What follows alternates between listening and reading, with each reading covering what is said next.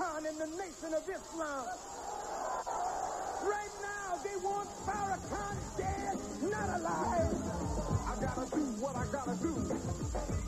So who the hell is you to tell me how my song is wrong? You don't know. Lay out and let this gonna go. You think my rap's about stealing, but it's about stealing. I gotta do what I gotta do.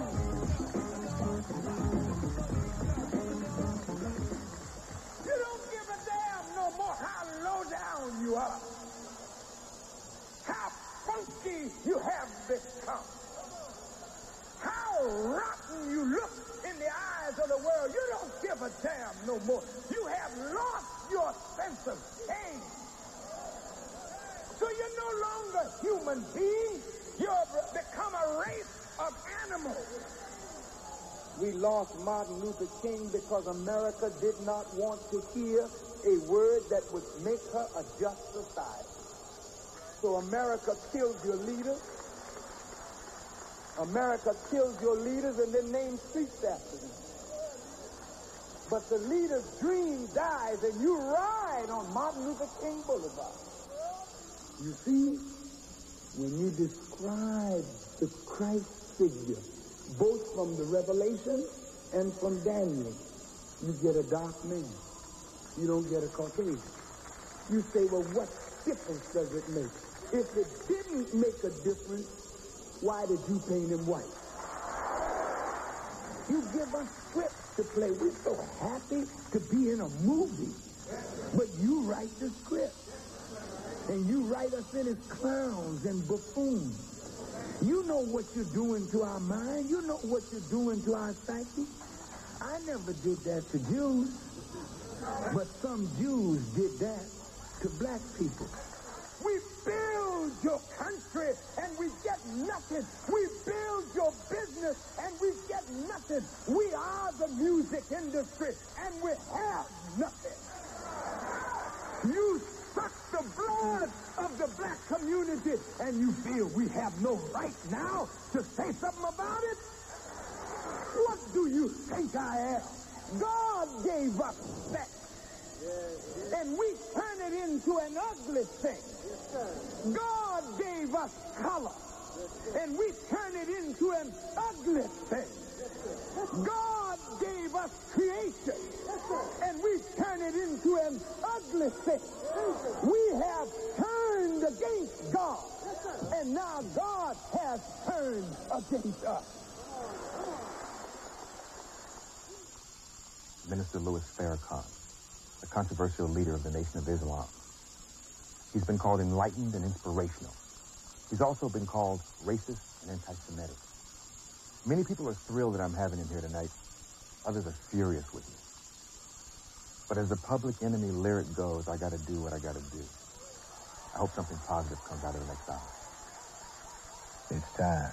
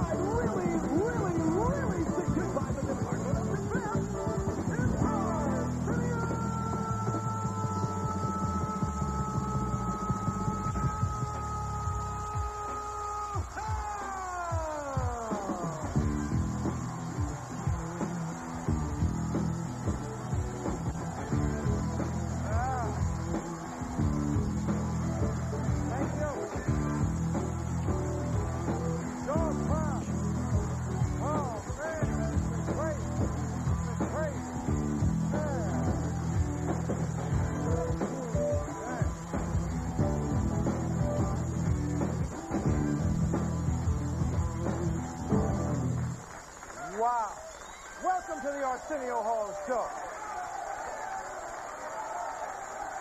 Yes, dog pound in the house. Oh, man. Yes. Thank you. Thank you. Thank you. I need some love right about now. Oh, boy. Thank you very much. Thank you. Thank you.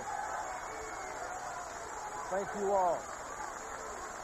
Boy, let's get it on. We only got an hour. Let's get it on. It's really time to get busy. Author Pearl Cleave, is that how you say her name? She wrote me a personal letter recently, and she said the only real defeat is when we stop talking to and stop listening to each other. I've said a prayer, and there's nothing else to do but say, ladies and gentlemen, the leader of the Nation of Islam, Minister Louis Farrakhan.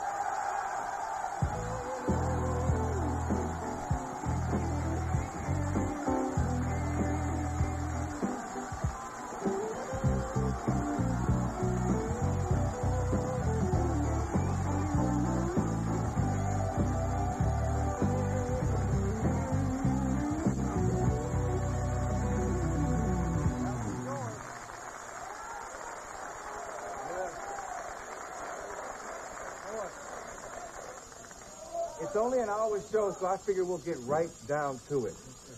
Why do you think there has been so much resistance to me having you on the show? I've even, not just white people, I've had black people tell me, what you need to do is get sick on Wednesday. True story. Get sick on Wednesday and cancel Thursday, Friday. Jesus said, you shall know the truth, and the truth shall make you free. Unfortunately, millions and millions of people on this earth are deprived of that particular truth of which Jesus spoke. And the great fear of those who hold our people in captivity is that our people will come into that particular truth that will make us a free people, justified and equal before God and man. If I were on the Donahue Show, as I have been invited again to Donahue, I've been invited by Barbara Walters and Forrest Sawyer, Connie Chung, and Tom Brokaw and Katie Couric and Mike Wallace. And how about Oprah and Montel? No. But the point is, Arsenio, that as long as I'm on a show where they think I will be seriously opposed, it's all right. But you, as my brother, would allow me to stand here or sit here and, as they think, give me a free ride or a Valentine's show. Then their fear is that nobody will oppose me, and as a result, truth will get out and people might be made free. But as we talked about this show before all of this controversy arose, I told you then and I tell you now, ask me anything that is in the hearts and minds of your listeners, white or black, Jewish or Gentile. And if I cannot answer those questions with truth, then I have no business being on this show. Let's start with,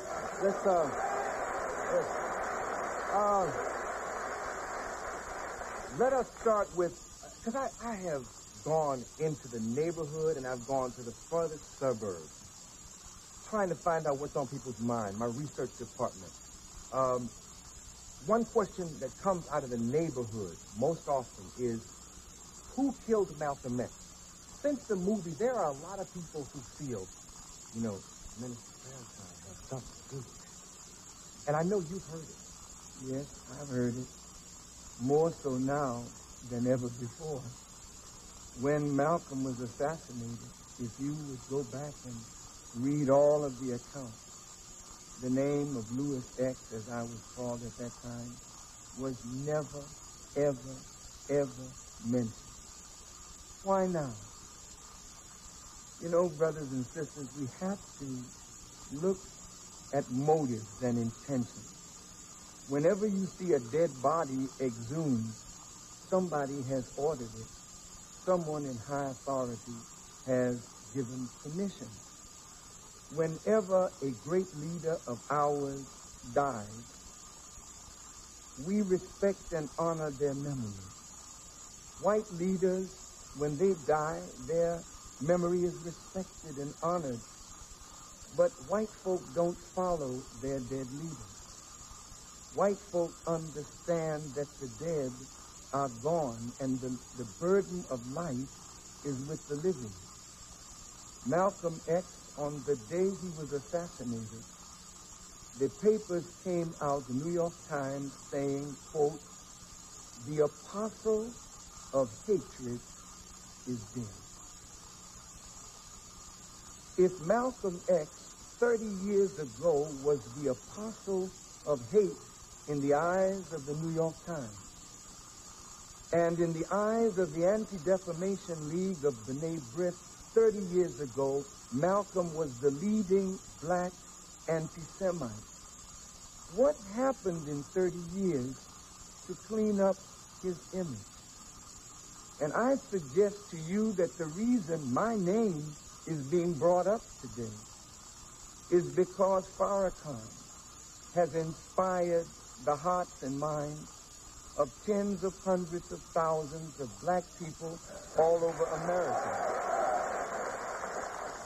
And because they don't have a living man that can fight against me, that they can put up against me, although they continue to try, they desire now to raise the dead. And because that is the saddest episode in the history of the Nation of Islam, of which Farrakhan, who was a student of Malcolm and an adorer of Malcolm, but became an enemy of Malcolm when Malcolm split from the Honorable Elijah Muhammad. Because of that fact, and because of the fact that I wrote an article in the Muhammad Speech saying that Malcolm was worthy of death, and several months later, Malcolm was assassinated, the press would like for black people to believe that Farrakhan had something to do with the assassination of Malcolm, not because they really believed that, because if that were so, the grand jury should open this case again and bring Farrakhan before courts of law. But the press does not want to do that. They want to try Farrakhan and the Nation of Islam in the media and castigate us in the media, but that is only because what is in my mouth is freeing black people all over the earth. And so if they can discredit me, then the truth that I speak will be of non-effect.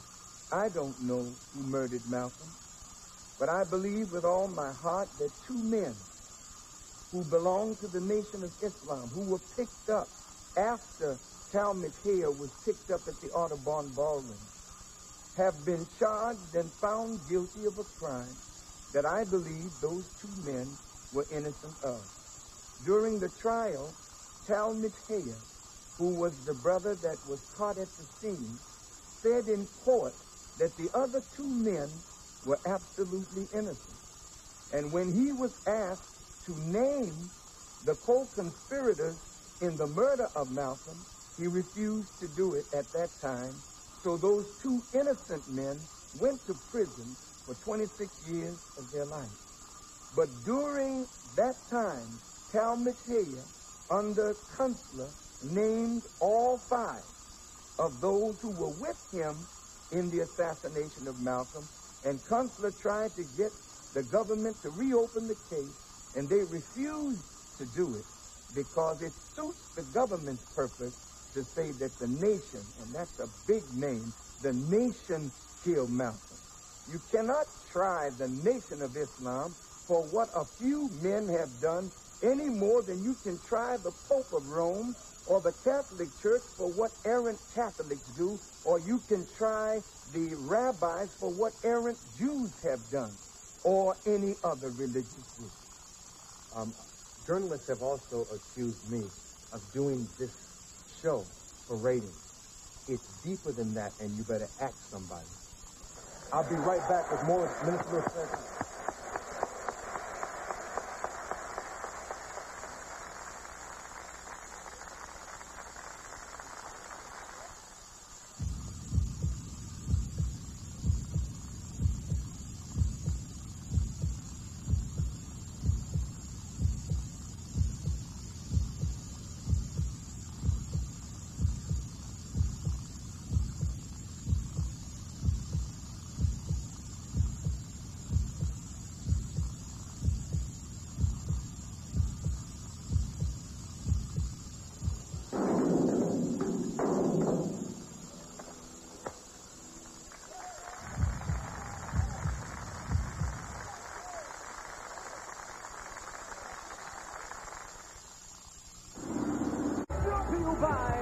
Doritos Tortilla Thins. So thin, so crisp, everything else is just a tip. And by NBA Jam. The ultimate arcade smash comes home Saturday, Friday, March 4th on major video game systems from Acclaim.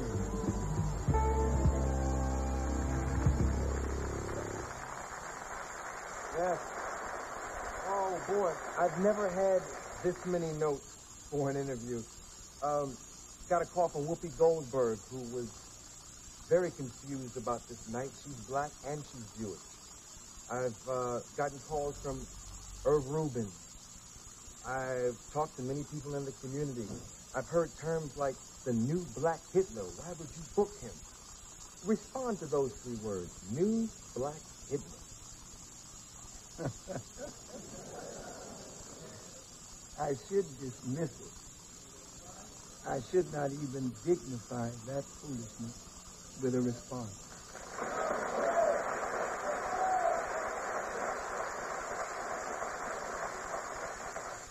I have never desired to put another human being in an oven.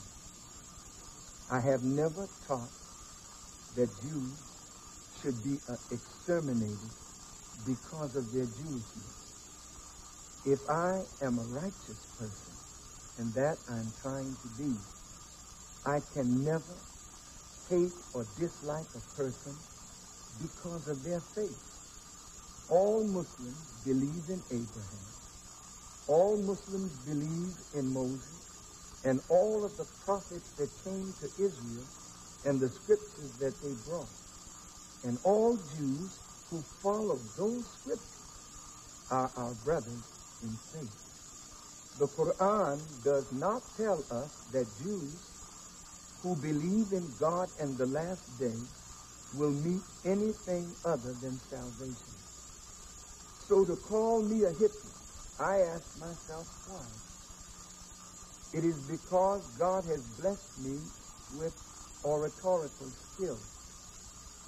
And God has blessed me to be able to move the masses of our people as no other black person in recent times has done.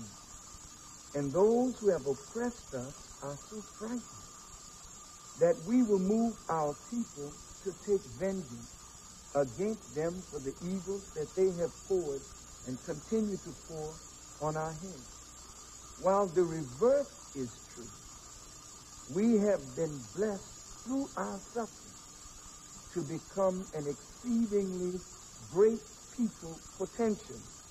And it is my assignment, my mission as a student of the Honorable Elijah Muhammad to raise black people first and foremost up from the grave of ignorance and mental death.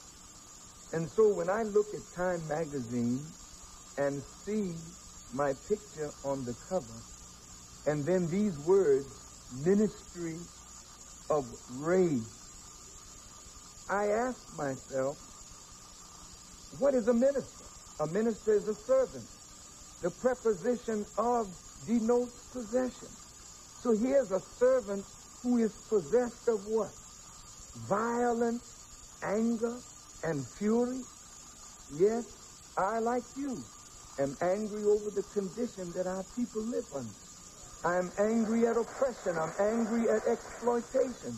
I'm angry at the incessant tricks that are being used to deprive our people of justice. But I could never transform human life with rage, with hate, or with bitterness. But those whom God blesses me to teach, I bring them out of the prison, and I clean them up from drugs and alcohol.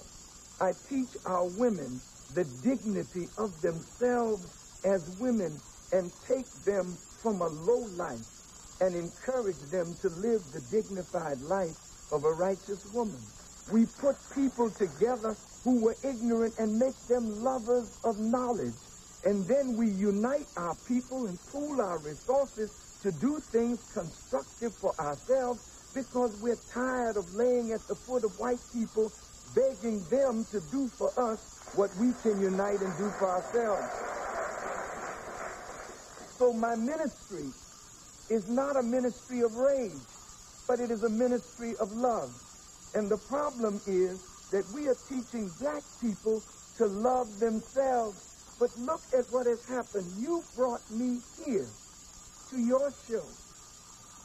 And what happened, Arsenio? You incited so much rage, so much venom, so much hatred that now they don't want your show to show in the marketplace that it has shown. They've threatened you that they will take you off of the air and ruin your career. Farrakhan didn't do that. That's hate. That's bitterness. That's venom. Yeah, it's been rough. It's been rough. We'll take a commercial. We'll come right back with Minister Louis Farrakhan. Wow.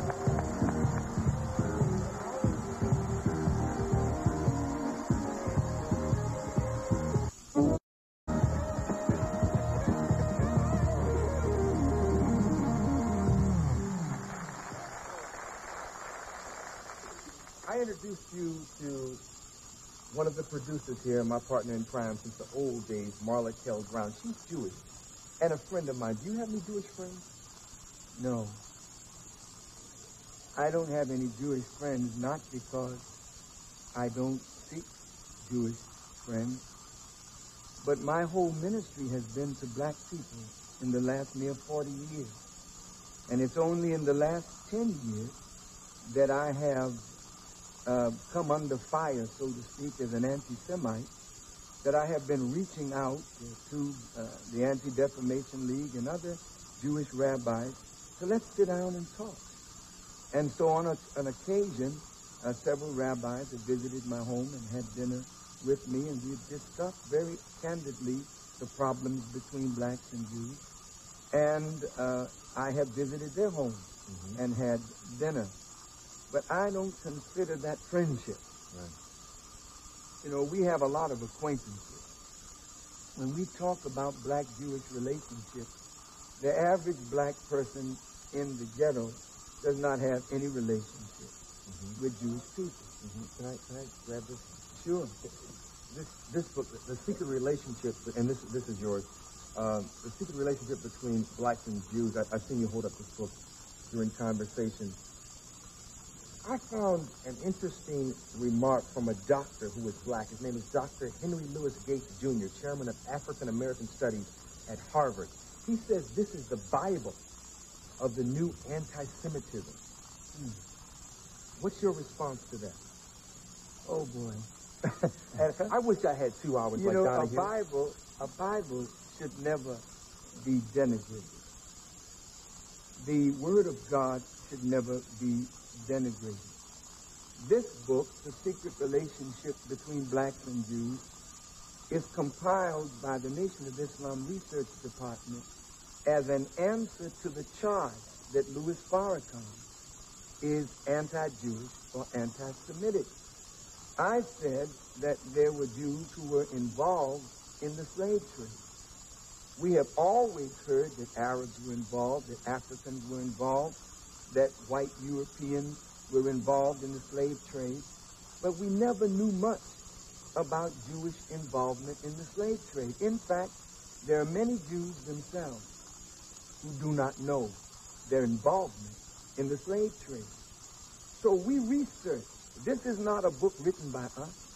This book is quotations from eminent Jewish rabbis, scholars, and historians. And we are only quoting what they say. So if it is anti-Semitic, then Jews themselves are the ones we are quoting.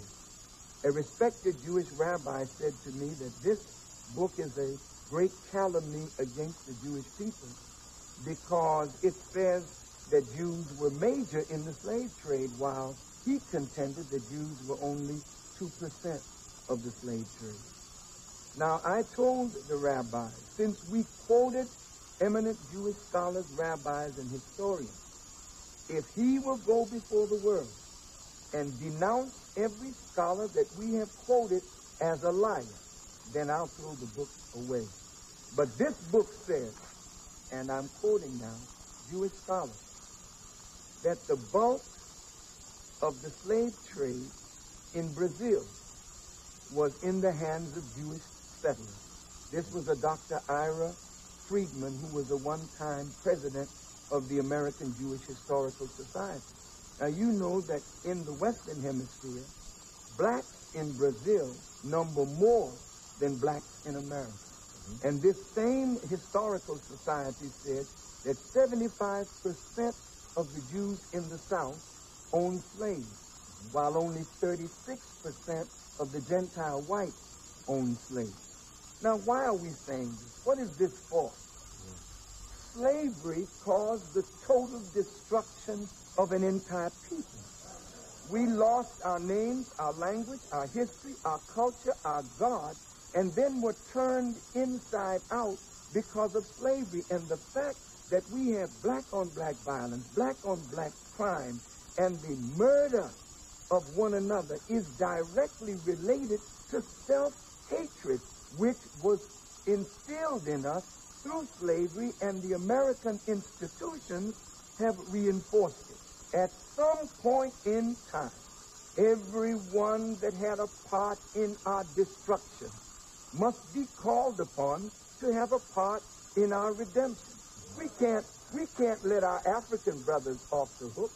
They helped to sell us into slavery. We can't let Arabs off the hook. They made a profit from slavery.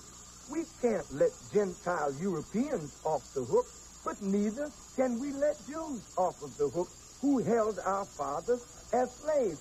Nor can we let the government of America off, because the government of the United States of America has proved to be the worst enemy of black people.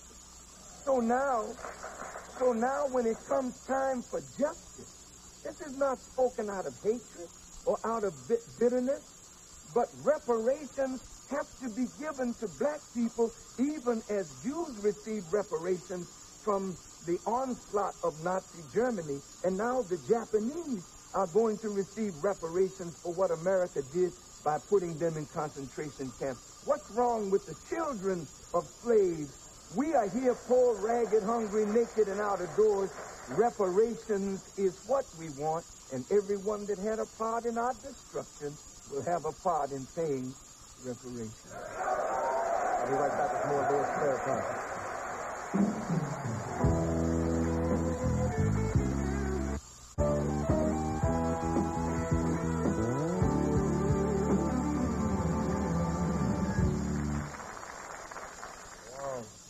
I thought about you and this evening, early yesterday evening, because a member of the Martin cast, most of you know him from Saturday Night Live, Garrett Morris, was shot by a black man.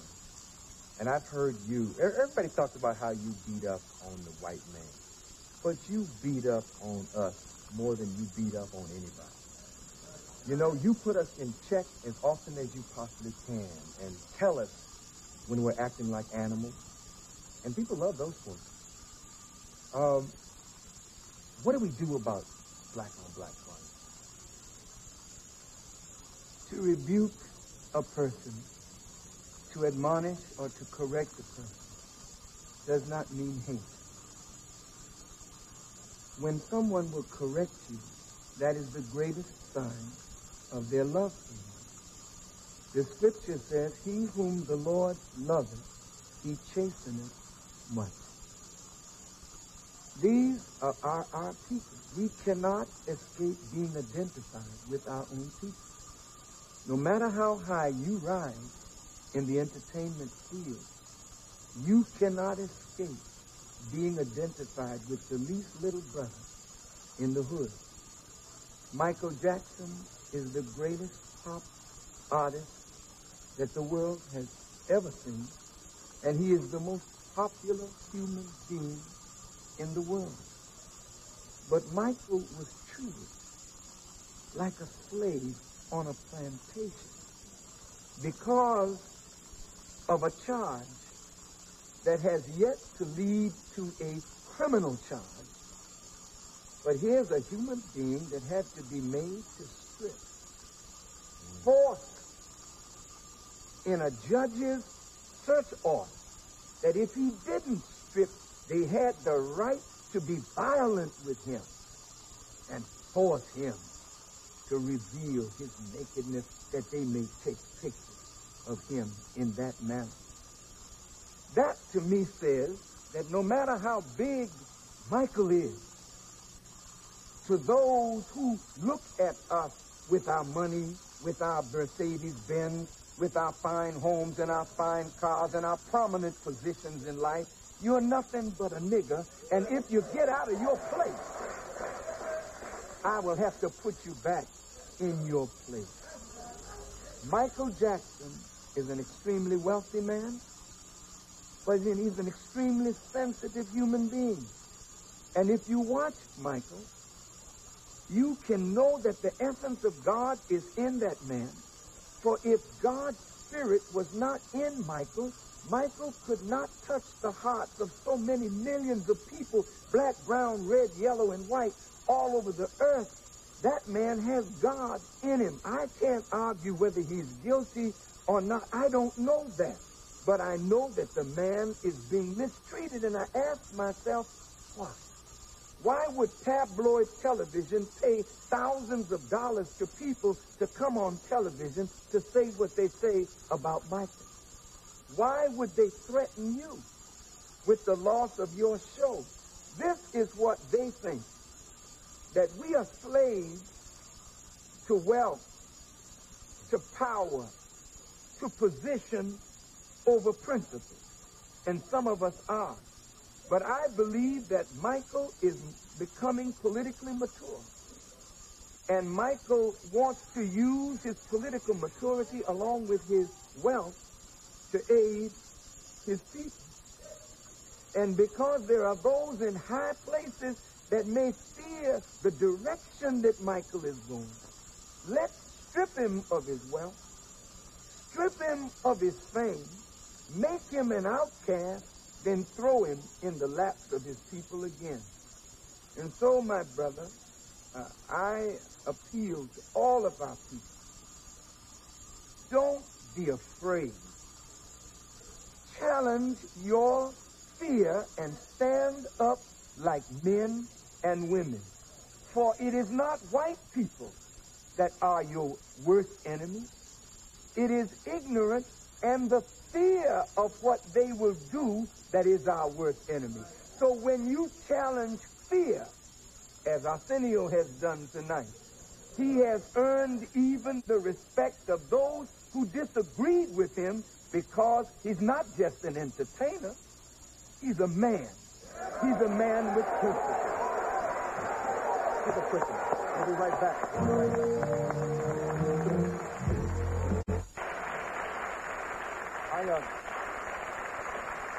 An hour goes like that. I just want you to get back in this remaining time to our people and how we treat each other.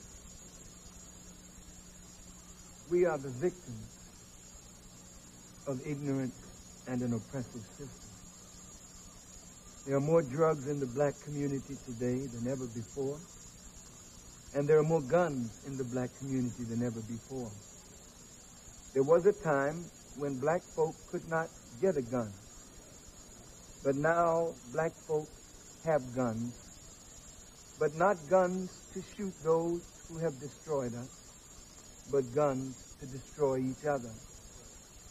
Our work is to teach black people to love themselves. And you can't love what you don't know. So in Black History Month, all black people and all white people should get to know who we are. And when you know yourself, you'll fall in love with yourself. And when you fall in love with yourself, it'll be exceedingly difficult for any of us to do harm to ourselves. If we don't respect ourselves, who then will respect us? And if we don't love one another, who then can we expect to love us? So the burden is not on white people to change toward us. The burden is on us to change toward ourselves. And when we do that, we will force a change in them toward us. And I would like to close by saying this coming Sunday, in Chicago, we will have a satellite broadcast that all of America can see. If you really want to know what the Nation of Islam is and who Louis Farrakhan is and what we believe, in the privacy of your home or at locations throughout America where the satellite will come down, try and tune in so you will know me for yourself beyond the way I'm being represented. In the United States, it's Galaxy 7, Transponder 1. It's at 3 p.m. Eastern Time. That's Galaxy 7, Transponder 1. All of you that have a dish, come on and pull us down and look at us and write me and tell me what you think. I got 30 seconds. Can I Listen, I just want to check your satellite guys also. You can call all those who are in Hawaii, St. Croix, Alaska, Mexico. It's Galaxy 4, Transponder 14. 3 o'clock Eastern, 12 o'clock Western Time. Quick question. I got 15 seconds. I got a letter from a lady who says, will he convert criminals and drug addicts to an army of hate for himself? I will convert criminals and drug addicts to an army of love for ourselves. And if we can find a way to communicate that same love that we have for self, it won't stay there. It's for the total human family of the planet Earth. As long as you don't mistreat us, you don't have to fear anything coming from us. We'll be right back with the Kirk Franklin family, or Kirk Franklin and the family, in a moment.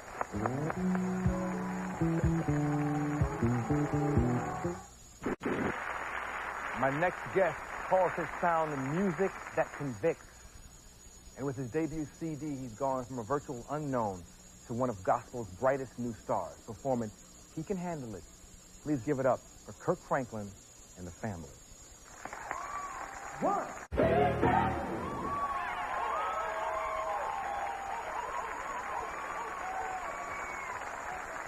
We'll be right back. Thank you. God bless you, brother. Thanks.